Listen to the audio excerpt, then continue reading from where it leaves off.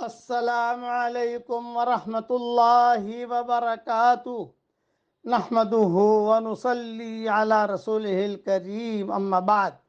آج کا سبق سن لیجئے۔ آج کے سبق کی سرخی ہے جنات کے بارے میں ایک قصہ عجیب و غریب، اور سن لیجئے۔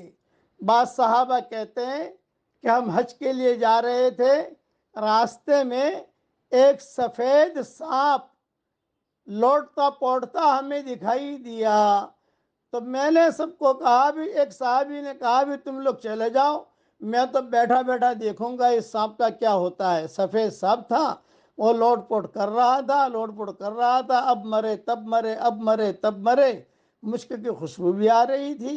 چنانچہ صحابہ تو چل دیے، اور وہ کہتے ہیں کہ میں بیٹھ گیا وہاں۔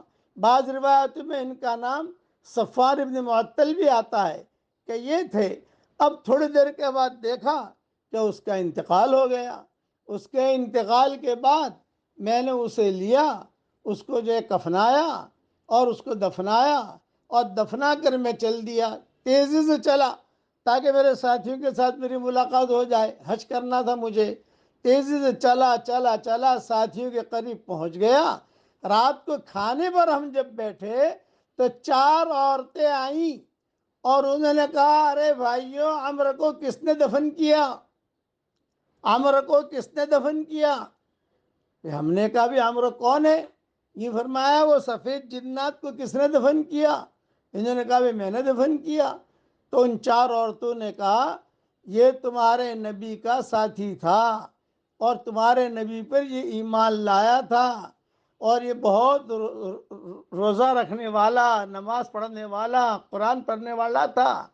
تب ہم نے اللہ کی تعریف بیان کی کہ اللہ تیرا شکر ہے کہ تو نے ہم سے یہ کام لے لیا کہ ایک جنات کو ہم نے دفن کیا۔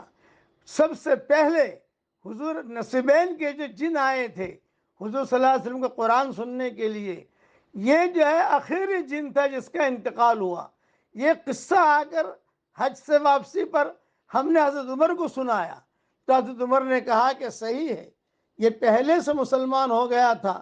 حضور کی بعثت سے پہلے بھی کچھ جنات مسلمان ہو گئے تھے، انتظار میں تھے، اور حضور کے بعثت کے بعد بھی کچھ جنات مسلمان ہو گئے تھے۔ مختلف روایتیں ہیں۔ یہ قصہ بھی تفسیر ابن کثیر اور جلد 5 صفحہ 109 پر مختلف الفاظ ہوں گے، میں نے خلاصہ بیان کر دیا، وہاں دیکھ لیجئے۔ اس سے پتہ چلا کہ جنات میں بھی مسلمان ہوتے ہیں، اور اچھے بھی ہوتے ہیں، برے بھی ہوتے ہیں، اور لوگوں کو اللہ کی طرف دعوت بھی دیتے ہیں، اور چوریاں بھی کرتے ہیں۔ جیسے مسلمانوں میں انسانوں میں چوریاں کرتے ہیں نا، جنتی میں تو چوریاں کرتے ہیں، پیسے لے جاتے ہیں گھر کے اندر سے۔ اسی نے فرمایا کہ بسم اللہ کہہ کر چیز رکھو، بسم اللہ کہہ کر چیز اٹھاؤ، تو جنات اٹھا نہیں سکے گا۔ ہمیشہ یاد رکھو، پرس رکھو بسم اللہ الرحمن الرحیم پڑھ کر، اس کو اٹھاؤ بسم اللہ الرحمن الرحیم پڑھ کر، کوئی بھی چیز بسم اللہ الرحمن الرحیم، بسم اللہ الرحمن الرحیم، بسم اللہ الرحمن الرحیم، اس کا ورد کرو، تو انشاءاللہ جنات وہ چیز اٹھائے گا نہیں۔ اب پڑھو میرے ساتھ، لا الہ الا انت سبحانک انی کنت من الظالمین۔ یہ دعا بھی بہت جاندار، شاندار، مالدار، دیندار، بہت ہی اچھی دعا ہے، اسے پڑھتے رہنا چاہیے۔ اللہ تعالی ہم سب کو دونوں جہاں کی سرخروئی کا، اب ہم سب سے دونوں جہاں کی سرخروئی کا معاملہ فرمائے، آمین۔ وآخر دعوانا ان الحمدللہ رب العالمین۔